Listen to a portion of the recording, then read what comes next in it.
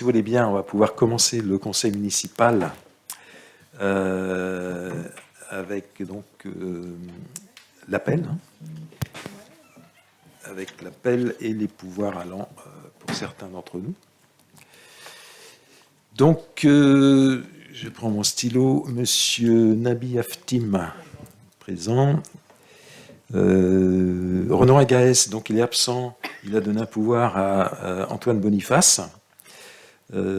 Antoine Boniface, présent. Charlène Boquet, présent. Michel Boucard m'a donné, absent, donc m'a donné un pouvoir.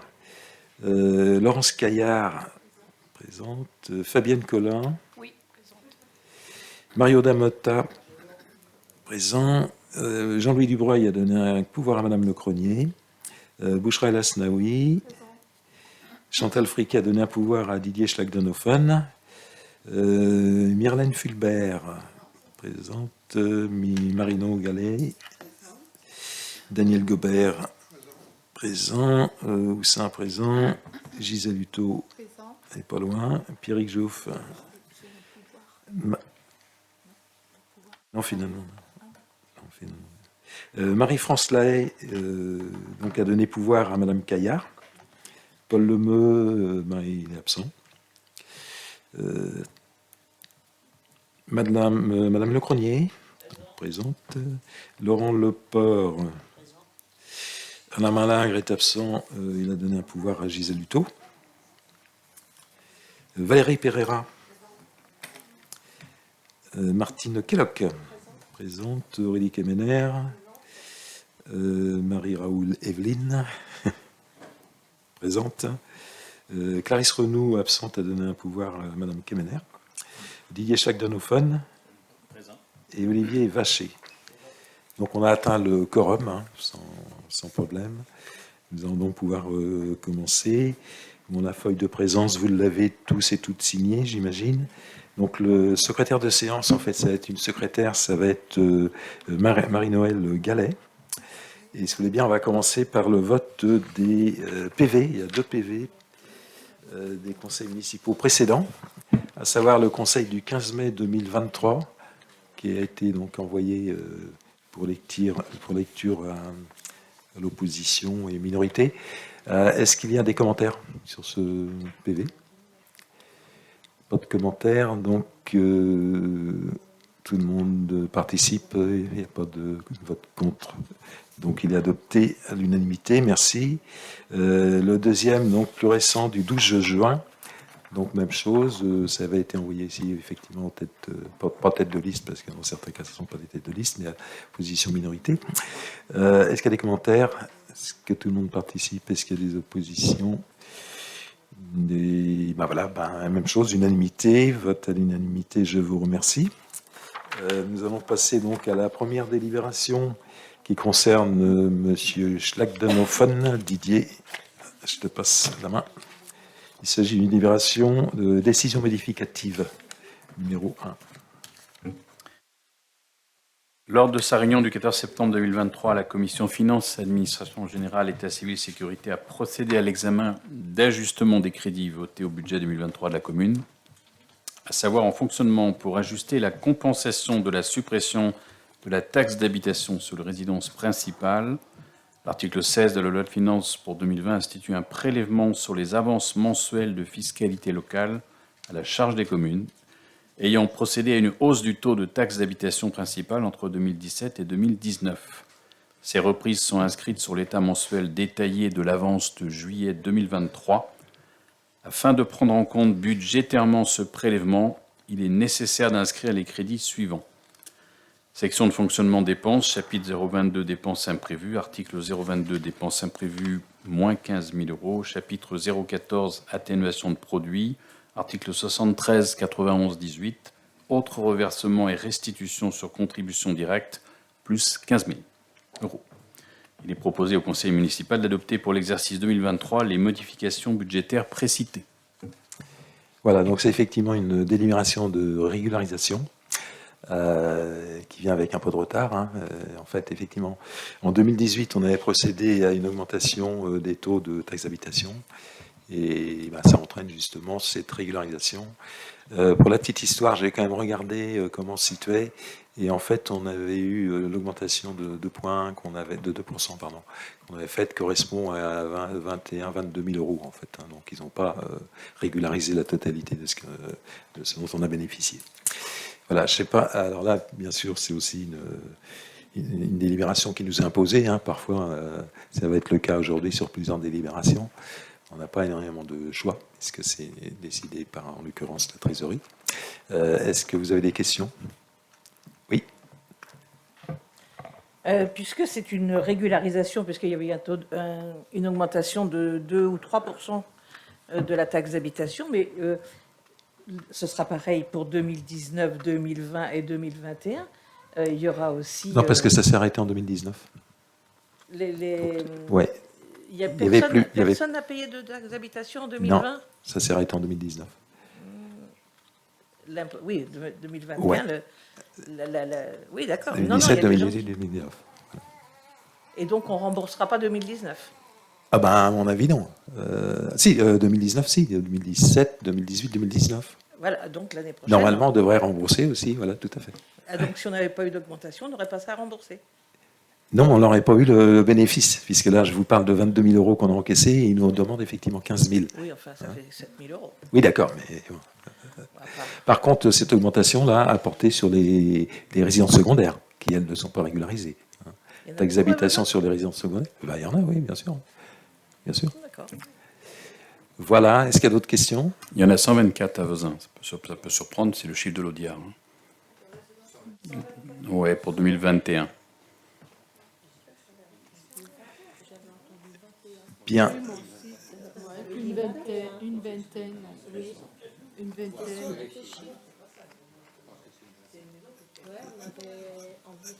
Ok, c'est dans l'Audiard en principe. Hein, c'est quand même un organisme qui est spécialisé et très sérieux, puisque je fais partie du conseil d'administration. À titre bénévole, bien sûr. Voilà. Donc, est-ce que tout le monde participe au vote ? Est-ce qu'il y a des abstentions ? Est-ce qu'il y a des votes contre ? Merci, donc unanimité. On va passer à la seconde délibération, qui est donc l'adoption de la nomenclature budgétaire et comptable M57 au 1er janvier 2024. Alors, donc, vous avez au début de l'exposé de la délibération les références au Code général des collectivités territoriales et à la loi et à l'arrêté interministériel. J'informe donc que la nomenclature budgétaire et comptable M57 développée est l'instruction la plus récente du secteur public local, instaurée au 1er janvier 2015 dans le cadre de la création des métropoles. Le référentiel M57 présente la particularité de pouvoir être appliqué par toutes les catégories de collectivités territoriales, régions, départements, établissements publics de coopération intercommunale, donc les EPCI et les communes. Il reprend les éléments communs au cadre communal, départemental et régional existant et lorsque des divergences apparaissent, retient plus spécialement les dispositions applicables aux régions. Le référentiel M57 étend à toutes les collectivités les règles budgétaires assouplies dont bénéficient déjà les régions, offrant une plus grande marge de manœuvre aux gestionnaires. Ainsi, entre autres, en matière de gestion pluriannuelle des crédits, adoption d'un règlement budgétaire et financier pour la durée du mandat. En matière de fongibilité des crédits, faculté pour l'organe délibérant de déléguer à l'exécutif la possibilité de procéder à des mouvements de crédits entre chapitres, dans la limite de 7,5% des dépenses réelles de chacune des sections, à l'exclusion des crédits relatifs aux dépenses de personnel. Le périmètre de cette nouvelle norme comptable sera celui des budgets gérés selon la nomenclature M14, soit pour notre commune, son budget principal et ses budgets annexes, le cas échéant. Une généralisation de la M57 à toutes les catégories de collectivités locales est programmée au 1er janvier 2024.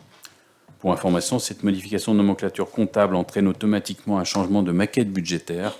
De ce fait, pour le budget primitif 2024, la colonne BP N-1, donc 2023, ne sera pas renseignée, car appartenant à une autre nomenclature comptable. Lors de sa réunion du 14 septembre 2023, la Commission Finances, Administration Générale, État Civil, Sécurité a émis un avis favorable à l'adoption de cette nouvelle nomenclature. Il est donc proposé aux membres du Conseil municipal d'approuver le passage de la commune de Vezin-le-Coquet à la nomenclature M57, développée à compter du budget primitif 2024 au 1er janvier 2024, et d'autoriser M. le maire à signer toutes les pièces nécessaires à l'exécution de la présente délibération. Je précise que, en effet, c'est la loi qui l'impose et c'est le passage à cette nomenclature pour toutes les collectivités en France et dans les dom-toms au 1er janvier 2024. C'est obligatoire. Bien, effectivement, ça fait partie des délibérations où on n'a pas grand choix, je suis désolé. Il devait vous faire voter ça, mais il faut le faire. Il faut le faire. Donc, est-ce que vous avez des questions par rapport à la mise en place de la M57 ? Pas de questions. Est-ce qu'il y a des abstentions ? Est-ce qu'il y a des votes contre ? Unanimité, je vous remercie.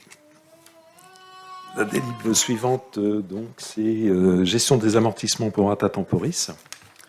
Alors, dans le prolongement de l'adoption de la nomenclature M57, donc vous avez les références également à différents textes en début de délibération. Je vous rappelle que l'amortissement pro rata temporis est calculé pour chaque catégorie d'immobilisation au pro rata du temps prévisible d'utilisation et que l'amortissement commence à la date de mise en service de celle-ci. Par mesure de simplification, il est proposé de retenir la date du dernier mandat d'acquisition de l'immobilisation comme date de mise en service, sauf cas particulier, car le mandat suit effectivement le service fait. Ce changement de nomenclature comptable s'applique de manière prospective uniquement pour les nouveaux flux réalisés à compter du 1er janvier 2024, sans retraitement des exercices clôturés. Les plans d'amortissement qui ont été commencés suivant la nomenclature M14 se poursuivront jusqu'à l'amortissement complet selon les modalités définies à l'origine. Dans la logique d'une approche par enjeu, une collectivité peut justifier la mise en place d'un aménagement de la règle pro rata temporis. Dans ce cadre, il est proposé de déroger à cette règle pour, d'une part, les subventions d'équipement versées et, d'autre part, pour les biens de faible valeur, c'est-à-dire ceux dont le coût unitaire est inférieur au seuil de 1 000 € et qui font l'objet d'un suivi globalisé, un numéro d'inventaire annuel par catégorie de biens de faible valeur. Il est proposé que ces subventions d'équipement et ces biens de faible valeur soient amortis en une annuité unique au cours de l'exercice suivant l'acquisition. Lors de sa réunion du 14 septembre 2023, la Commission Finances, Administration Générale, État civil, Sécurité a émis un avis favorable à l'adoption de cette nouvelle gestion des amortissements. Il est donc proposé au Conseil municipal d'adopter cette nouvelle gestion des amortissements à compter du 1er janvier 2024. Bien, là aussi, donc, c'est une nouvelle règle comptable, hein, c'est vraiment quelque chose de très technique. On se rapproche un petit peu de la comptabilité des entreprises, pas tout à fait encore d'ailleurs. Mais on devrait, au fil des années à venir, s'en rapprocher encore plus. Voilà. Je ne sais pas si vous avez des questions. Pas de questions. Est-ce qu'il y a des abstentions, des votes contre? Unanimité, je vous remercie. On continue toujours avec la M57. Alors, il s'agit, en lien toujours avec la nomenclature M57, de l'approbation d'un règlement budgétaire et financier RBF. J'expose que dans le cadre du prochain passage à la nomenclature M57 au 1er janvier 2024, la ville de Vezin-le-Coquet doit se doter d'un règlement budgétaire et financier. RBF. Ce RBF valable pour la durée de la mandature, dont le contenu est défini par le Code général des collectivités territoriales, doit notamment décrire les procédures budgétaires et comptables, les décrire en précisant notamment leurs modalités d'application au sein de la collectivité, créer un référentiel commun, une culture de gestion que les services de la collectivité se sont appropriés, rappeler les normes et respecter le principe de permanence des méthodes. Le RBF qu'il vous est proposé ici d'adopter reprend les mentions évoquées ci-dessus en les adaptant au contexte de la ville de Vezin-le-Coquet et reprend également la définition de règles de gestion mises en œuvre par la collectivité, notamment au travers de son logiciel de gestion financière. Ce RBF est à envisager comme un document de référence et formalisant les règles existantes et déjà appliquées ou applicables par la ville. Lors de sa réunion du 14 septembre 2023, la Commission Finances, Administration Générale, État civil, Sécurité a émis un avis favorable à l'adoption de ce règlement. Il est donc proposé au Conseil municipal d'adopter le règlement budgétaire et financier qui sera annexé à la présente délibération, de donner tout pouvoir à Monsieur le maire ou son représentant pour la bonne exécution des présentes. Est-ce que vous avez des questions? Est-ce qu'il y a des abstentions? Est-ce qu'il y a des votes contre? Unanimité, je vous remercie. Eh bien, en fait, merci Didier.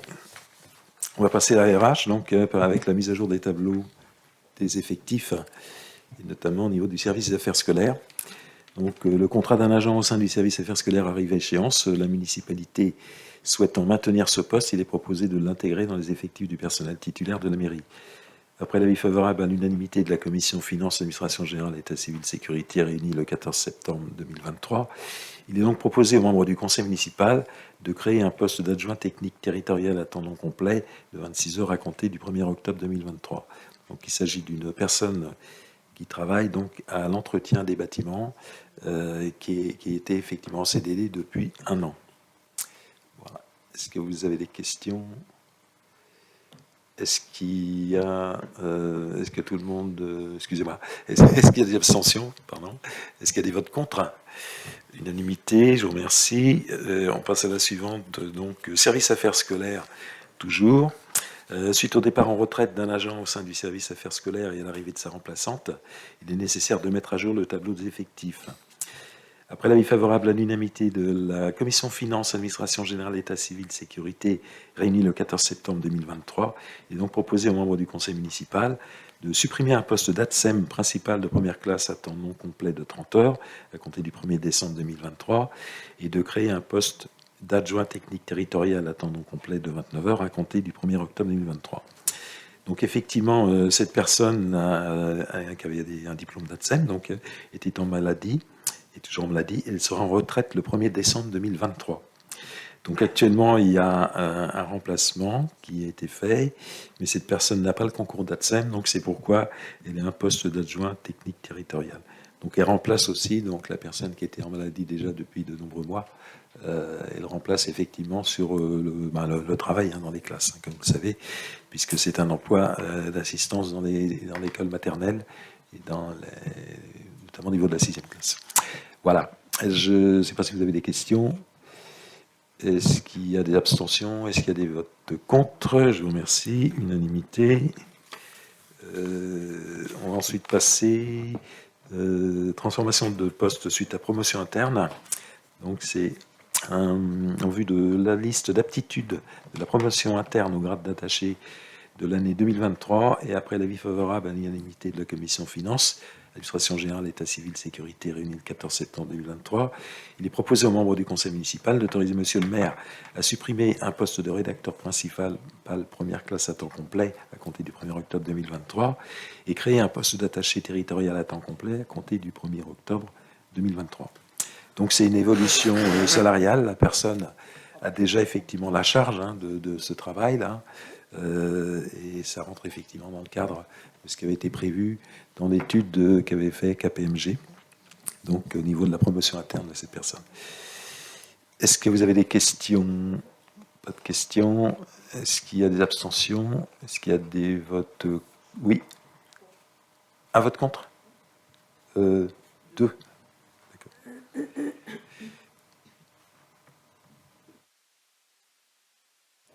Vote contre Madame Caillard et Madame Lahaye. Ok. Ensuite, on va parler donc de la participation prévoyance. Comme vous le savez, on avait passé une délibération justement pour qu'on puisse mutualiser avec le centre de gestion 35 ce genre de dossier de prévoyance. On va voir tout à l'heure aussi au niveau des risques statutaires le même esprit. Donc le but c'était de pouvoir mutualiser effectivement au niveau d'un marché et obtenir des tarifs bien sûr préférentiels par rapport à ce que nous aurions payé si nous avions dû uniquement au niveau de notre commune faire ce genre de recherche. Donc c'est l'adhésion à la convention de participation prévoyance du CDG 35.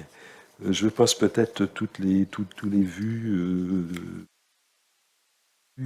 Monsieur le maire donc rappelle que les employés, sauf si vous voulez que je vous les lise, mais c'est tout le suivi du déroulé en fait de cette opération. Monsieur le maire rappelle que les employeurs territoriaux peuvent contribuer au financement des garanties d'assurance de protection sociale complémentaire auxquelles les agents qu'ils emploient souscrivent. Ces garanties ont pour objet de couvrir notamment le risque prévoyance, incapacité de travail, invalidité, inaptitude ou décès. Monsieur le maire informe que le centre de gestion d'Ille-et-Vilaine a lancé une procédure de mise en concurrence en vue de conclure une convention de participation pour le risque prévoyance. conformément au décret 2011-1474 du 8 novembre 2011 et au décret numéro 2022-581 du 20 avril 2022. À l'issue de cette procédure, le CDG 35 a souscrit le 17 juillet 2023 une convention de participation pour le risque prévoyance auprès de Territoria Mutuelle, représentée par Alternative Courtage, pour une durée de 6 ans. Cette convention prend effet le 1er janvier 2024 pour se terminer le 31 décembre 2029. Les collectivités peuvent adhérer librement à cette convention à compter du 1er janvier 2024 et tout au long de la convention. L'autorité territoriale expose qu'il revient à chaque agent de décider d'adhérer par contrat individuel aux garanties auxquelles il souhaite souscrire. C'est donc une démarche volontariste. Étant précisé que la participation employeur est désormais attachée à la convention de participation et ne peut plus être versée dans le cas de contrats individuels souscrits auprès de prestataires labellisés. La commission Finances, Administration Générale, État civil, Sécurité, réunie le 14 septembre 2023, a émis un avis favorable à l'unanimité à cette adhésion. Il est donc proposé au conseil municipal d'adhérer à la convention de participation pour le risque prévoyance, conclue entre le centre de gestion 35 et Territoria Mutuelle à effet du 1er janvier 2024, d'accorder sa participation financière aux fonctionnaires titulaires et stagiaires, ainsi qu'aux agents contractuels de droit public et des droits privés de la collectivité en activité ayant adhéré au contrat attaché à la convention de participation portant sur le risque prévoyance. C'est un peu compliqué tout ça, mais je crois qu'on comprend ce que ça veut dire. Et de fixer le niveau de participation financière de la collectivité à hauteur de 15 € bruts par agent et par mois. Le minimum, c'était 7 €. Auparavant, on versait 15 €, donc on est resté effectivement sur cette base. À la couverture de la cotisation assurée par chaque agent qui aura adhéré au contrat découlant de la convention de participation et de la convention d'adhésion signée par l'autorité territoriale. D'autoriser l'autorité territoriale à signer la convention d'adhésion à la convention de participation et tout acte en découlant. D'inscrire au budget les crédits nécessaires au versement de la participation financière de la collectivité à la couverture de la cotisation assurée par chaque agent. Voilà. Juste pour votre information, donc en 2023, on a donc prévu au BP 5 500 € pour 2023. Ce sera un montant sensiblement équivalent. Bien sûr, on n'a pas fait tous les calculs parce qu'on ne sait pas combien d'agents effectivement choisiront d'aller avec cette mutuelle, puisque c'est au libre choix des agents, soit de garder ce qu'ils avaient avant, soit effectivement de venir ici. Voilà, je voulais savoir si vous avez des questions. Est-ce qu'il y a des abstentions, des votes contre? Unanimité, je vous remercie. La délibération qui suit, c'est un petit peu la même chose, sauf que ce sont les risques statutaires. Donc, monsieur, je vous passe les vues, le code général, etc. peut-être. Monsieur le maire rappelle à l'Assemblée délibérante l'opportunité pour la collectivité de pouvoir souscrire un contrat d'assurance des risques statutaires du personnel, garantissant les frais laissés à sa charge en vertu de l'application des textes régissant le statut de ses agents. Il informe que le centre de gestion de la fonction publique territoriale d'Ille-et-Vilaine peut souscrire un tel contrat pour son compte en mutualisant les risques de notre collectivité, adhère actuellement au contrat groupe en cours, puisqu'on avait déjà fait la même chose sur le contrat précédent, dont l'échéance est fixée au 31 décembre 2023. Compte tenu des avantages d'une consultation groupée effectuée par le centre de gestion de la fonction publique territoriale d'Ille-et-Vilaine, il est proposé d'adhérer au contrat groupe d'assurance des risques statutaires mis en place par le CDG 35. Ce contrat a été attribué au cabinet Reliance et la compagnie CNP selon les conditions suivantes. Durée du contrat 4 ans à compter du 1er janvier 2024. Un préavis, donc contrat résiliable chaque année sous réserve de l'observation d'un préavis de 6 mois. Régime, donc capitalisation, couverture des indemnités journalières jusqu'à la retraite des agents et des frais médicaux.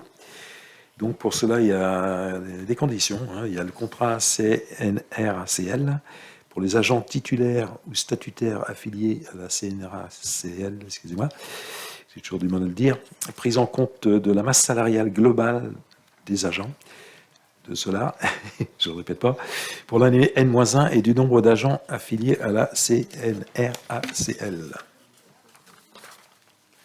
Vous avez derrière donc le tableau des garanties,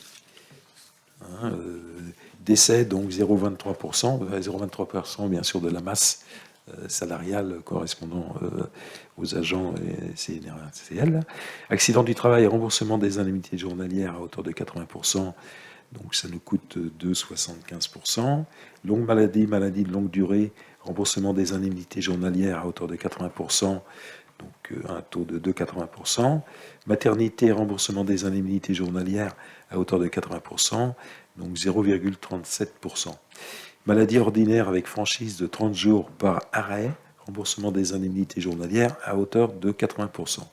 Donc ce qui fait en tout un taux global, bien qu'il soit découpé là, effectivement en 5 garanties, donc de 8,51%. Donc ces propositions s'entendent dans le cadre d'un contrat géré en capitalisation. Les indemnités journalières seront revalorisées en cours de contrat et ou après résiliation ou terme. Donc ça c'était pour CNRACL. Si on parle du contrat IRCONTEC, donc IRCONTEC, ce sont des agents qui font moins de 28 heures par semaine. Agents titulaires ou stagiaires non affiliés à la CNRACL, ou agents non titulaires de droit public, pris en compte de la masse salariale globale des agents IRCONTEC pour l'année N-1 et du nombre d'agents affiliés à l'IRCONTEC. Donc la formule, là, il y a un taux global de 1,20%, accident du travail plus maladie ordinaire plus maladie grave, maternité, paternité, adoption, avec une franchise de 15 jours par arrêt sur le risque maladie ordinaire. Cette proposition s'entend dans le cadre d'un contrat géré en capitalisation. Les indemnités journalières seront revalorisées en cours de contrat et ou après résiliation ou terme.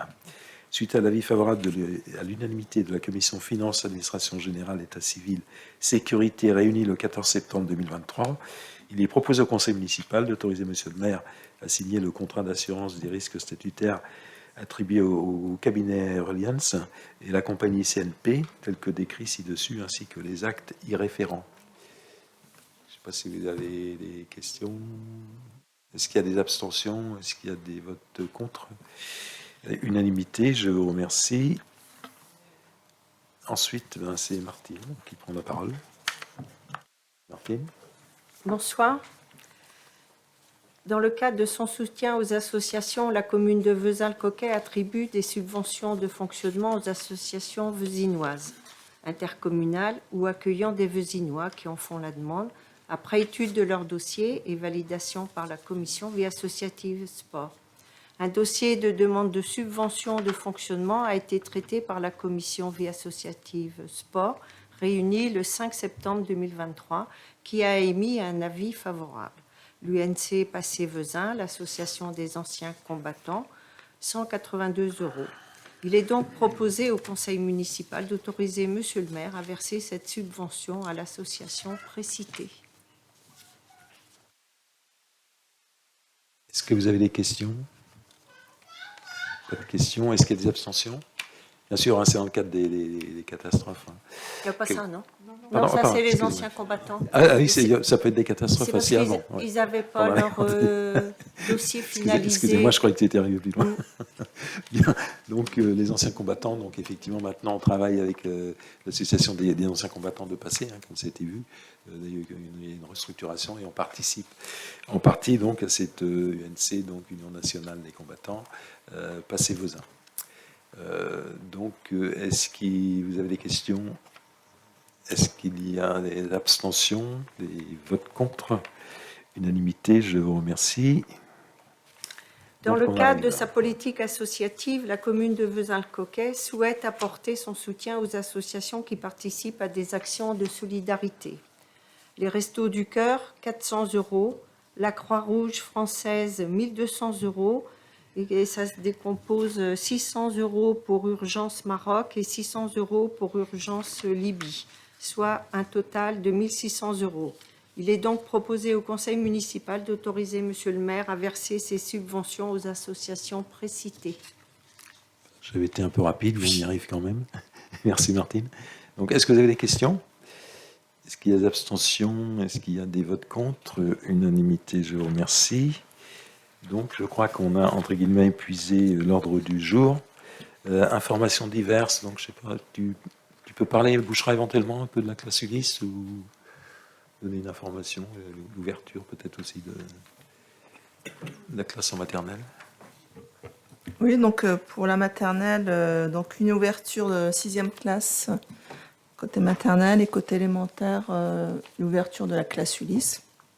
Donc ce sont des enfants qui ont des problèmes cognitifs, hein, surtout des problèmes de concentration, etc. Donc ce ne sont pas des enfants qui ont des handicaps, hein, comme on entend dire parfois. Donc ils sont pris en charge par un enseignant spécialisé. Donc ils sont répartis dans les classes. Et quelques heures dans la semaine, ils vont dans la classe avec l'enseignant spécialisé. Donc ils sont au nombre de 6 cette année. Normalement, c'était prévu 8 enfants. Donc il y a un enfant qui n'a pas fait sa rentrée. Et puis donc on va voir s'il y a d'autres familles qui ont besoin de place. Parce que normalement, on entend dire que les familles ont du mal à trouver des places en classe Ulysse, donc c'est un peu étonnant. Donc voilà, moi j'ai été surprise de voir qu'à la rentrée, nous n'avions pas les 8 enfants qui étaient attendus. Donc on va prendre en charge ce dossier et puis voir ce qu'on peut faire. Donc voilà un petit tour. Retour de Madame Billet également. Donc Madame Billet qui est la directrice de l'école élémentaire qui était en arrêt. Donc voilà, elle reprend ses fonctions en cette rentrée. Donc voilà, je ne sais pas si vous avez des questions sur cette rentrée. Non ? Je vous remercie. Moi, je voulais aussi vous faire part d'une demande de la gendarmerie qu'on avait eue dans le cadre de l'efficacité opérationnelle. Ils souhaitent obtenir les numéros de téléphone des élus de la commune, ainsi que le numéro de permanence, ça, il n'y a pas de problème. Donc, moi, je voulais voir ce que vous en pensiez. Est-ce que vous ne souhaitez pas communiquer votre numéro de portable personnel? C'est en fait dans le but de protéger les élus. Vous savez qu'il y a malheureusement eu pas mal d'élus d'agressés, soit psychologiquement, soit physiquement. Parfois, c'est effectivement excessivement lourd, excessivement grave. Donc, ils ont étendu. Avant, il y avait effectivement que les maires. Après, c'était étendu un petit peu à certains adjoints qui étaient un peu plus sur le terrain. Et maintenant, donc, la gendarmerie nous demande si on peut communiquer les numéros de téléphone de tous les élus. Donc, je ne sais pas. Est-ce que quelqu'un est opposé à ce qu'on communique les numéros de téléphone? C'est pour la bonne cause, entre guillemets. Est-ce qu'il ne faudrait pas que tous les élus aient le numéro de téléphone de l'adjoint de permanence de, je sais pas comment... Non, c'est pas ça la question, Madame Le Cronier. Non, je sais que c'est pas Ouais, la question. c'est pas ça. Moi, je reviens tout parce que qu'il ait nos numéros de téléphone. Moi, en tout cas, qu'il ait nos numéros de téléphone, à l'envoyer, ça ne me gêne pas. D'accord. Et s'il y a un souci qu'on ne peut pas joindre l'adjoint de permanence, c'est... Ouais, vous avez souvent posé la question. C'est vrai que si vous voulez, c'est un numéro parce qu'on ne veut pas non plus que ça déborde. Ce sont des numéros qui peuvent se promener et on ne tient pas à être réveillé effectivement pour tout et son contraire. Donc c'est pour ça que ce numéro-là n'est pas communiqué. À qui que ce soit d'ailleurs, sauf à la gendarmerie. Voilà, donc je peux considérer que personne n'est opposé à ce qu'on communique les numéros de téléphone? Non? D'accord. Bien, je vous remercie. Je ne sais pas si vous avez des questions autrement. Oui. Dans la presse, le 19 septembre, la présidente de Naneco remercie la municipalité pour une subvention qu'elle aurait reçue. Oui. Merci. Pardon? Dans la presse du 19 septembre dernier. Donc ma question était de savoir quel était le montant de la subvention qu'elle a reçue. Oui, mais ça, c'était resté en suspens, les 500 €, non? Ah non, ça a été attribué, ça a été voté. Ça a été voté au budget. Non, c'était, elle voulait. Non, mais je me trompe sûrement. Mais dans mon esprit à moi, mais je me trompe, ces 500 € étaient restés en suspens et c'était lié à sa venue de présenter son association. Elle est venue au mois de juin présenter l'association en commission. Mais dans mon esprit à moi, dans ma mémoire, je pensais que c'était après que ça passerait en conseil municipal, cette histoire des 500 €. Parce que tout le monde n'était pas d'accord. Alors les 500 €, on les lui a donnés au titre subventions d'associations humanitaires. Par contre, elle avait souhaité, elle a fait une demande Complémentaire. pour une aide de 1000, voilà, et ça, on n'a pas donné. Non. Parce que sur la presse, c'est dit, elle remercie pour les 2000 euros. Alors après, il faut le dire autrement peut-être. Mais j'étais très étonnée de lire ça dans la presse. Non, Non. on a versé que ce qui a été voté. Que hein, bien 500 sûr. euros. Bien sûr. Ah oui. Ouais. Et en effet, elle J'ai souhaitait, pas alors le- j'ai pas eu des suites, mais pour un bâtiment qu'elle, donc ça, c'est en attente. Si elle nous fait la demande, comme les autres associations, ça va être discuté en commission et en conseil municipal. Mais pour l'instant, non, elle a eu comme Malalé, comme au même titre, on a considéré que c'était elle était déclarée en association humanitaire et donc on lui a attribué les 500 euros. Oui, non, mais c'est passé au conseil municipal. Au conseil municipal, ça a été voté, madame. Ah, Alors c'est peut-être mal tourné dans la... Parce que c'est vrai qu'il lui manque, elle nous l'a dit lors d'une rencontre, qu'il lui manquait 3000 euros et qu'elle allait faire une demande à la mairie. Mais c'est plutôt ça. Alors je ne sais pas comment elle a tourné ça dans l'article. Oui, parce Ah que je ne sais pas on quelles verse sont ses rien. Vous savez, origines. vous savez bien, madame, qu'on ne verse jamais de fonds des associations si ça n'a pas été validé en conseil municipal. Alors pourquoi est-ce qu'elle a mis 2000 euros voilà. Oui, d'accord. Non, mais toujours est-il que nous, de toute façon, on ne pourrait pas, puisqu'il n'y a pas que nos contrôles. Il y a les contrôles des services financiers de la mairie, et après, il y a les contrôles, effectivement, au niveau de la perception, entre guillemets, de la trésorerie. Donc, voilà. Donc, elle a mis 2000 euros, qu'on aurait peut-être pu mettre 5000, mais nous, on a versé que ce qui a été voté, effectivement, au conseil municipal. Oui, puis je pense qu'elle ne maîtrise pas bien encore la langue. Donc je pense que... Ah, je crois pas, non, elle doit être... Oui. Mm. Non, mais quand elle parle, on voit bien, ou quand elle écrit, elle fait des... Donc, on a bien versé que ce qui est passé au conseil municipal. Ok. Est-ce qu'il y a d'autres questions ? Non, ben écoutez, je vous remercie. Donc le conseil municipal est clos 21h, je sais plus, 25, ouais, j'avance un peu, voilà. 21h25, merci beaucoup.